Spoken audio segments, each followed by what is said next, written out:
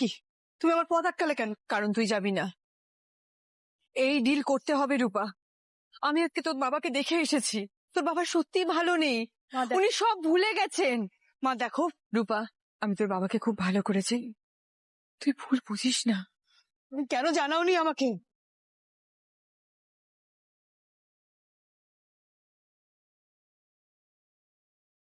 তুই জানিস আমাদের সামনাসামনি না হওয়াই ভালো ছিল, না হলে তুই আমার দেওয়া কথা রাখতে পারতিস না রূপা। তোর বাবাকে ঠিক করতে হবে, তোর বোনকে ঠিক করতে হবে। আমি না তোকে দায়িত্ব দিয়েছিলাম, আর তুই এভাবে পালাচ্ছিস। আমি চাইলে তুই পালাতে পারবি না রূপা।